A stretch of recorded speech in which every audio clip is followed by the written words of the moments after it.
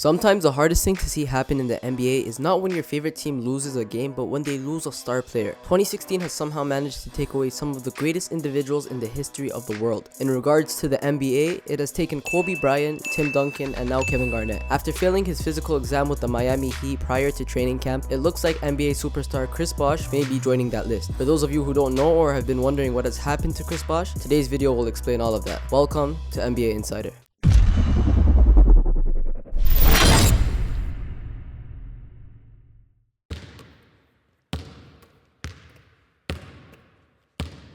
The Miami Heat were once a candidate to win the Eastern Conference in the 2015-2016 season. Some even believe the Heat were the best team suited to challenge LeBron James and the Cleveland Cavaliers in a potential final matchup. However, the Heat's chances to even make the playoffs suffered a big blow mid-season when the team's best player, Chris Bosh, missed every game after February 9th due to a blood clot that kept appearing in his system. Bosh had played in every game for the Heat until the All-Star break, where he was mysteriously pulled from the All-Star game with what was initially ruled as a calf strain. Quickly, it was determined Bosh was suffering from a blood clot, putting his season, if not his career, at risk. Rumors claimed that Bosh was making a return, but failed to do so in early May when he and the team announced he would be out for the postseason. This is the second straight year Bosh has suffered from a blood clot. Last season, the issue wasn't discovered until Bosh was found feeling ill during vacation. The situation was immediately serious. Bosh's blood clot had traveled from his calf to his lung, leading to him having to be placed in the hospital. The day after last February's trade deadline, Bosh was ruled out for the rest of the 2014-2015 season. Over the summer, the Miami Heat announced Bosh was expected to make a full recovery and return for the 2015 season. I'm going to pause the video right here. I know I keep going on and on about blood clot this and blood clot that, and I haven't even explained to you guys exactly what a blood clot is. Blood clots are gel-like clumps of blood. They form in response to an injury or a cut which stops the bleeding. Some blood clots form inside your veins without a good reason and don't break down naturally. Blood clots are the way your body stops itself from extreme bleeding. There are many causes, but the most common is an injury to a blood vessel or artery. So it's possible that a previous injury during Chris Bosh's career may have caused some serious damage. With that being said, let's return to the video. Bosh's medical situation was a little different this season.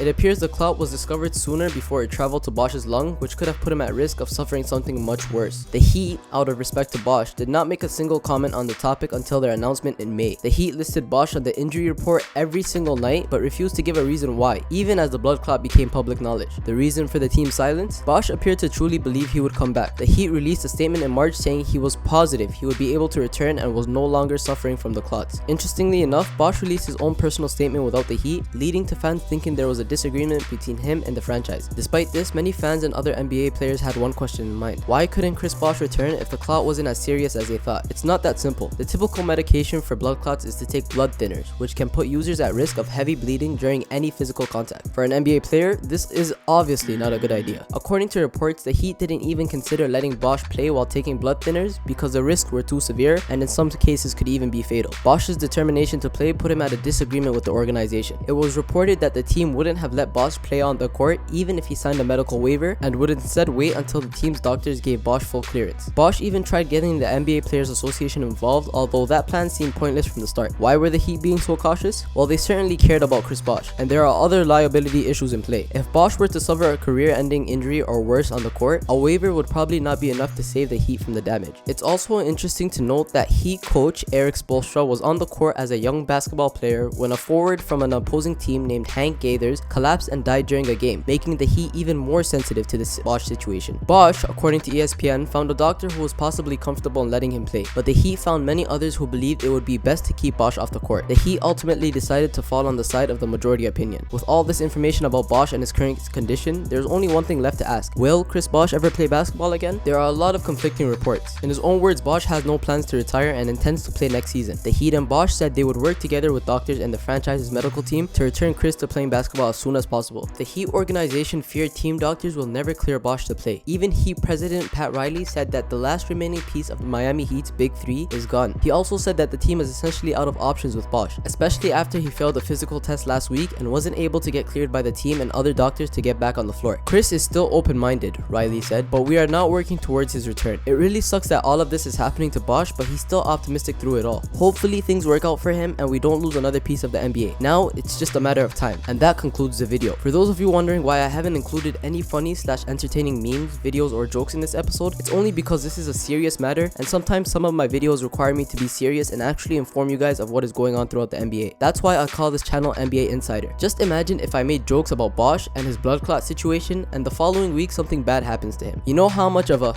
I would look like? Hopefully you guys understand. But that's not to say I won't be having fun in next week's video, so stay tuned. If you enjoyed this video and would like to see more content like this, feel free to show some love by leaving a like and subscribing. Also, if you have any thoughts and or recommendations for future videos, feel free to leave them down in the comment section below. Until next time, this has been another segment of NBA Insider. Thanks for watching.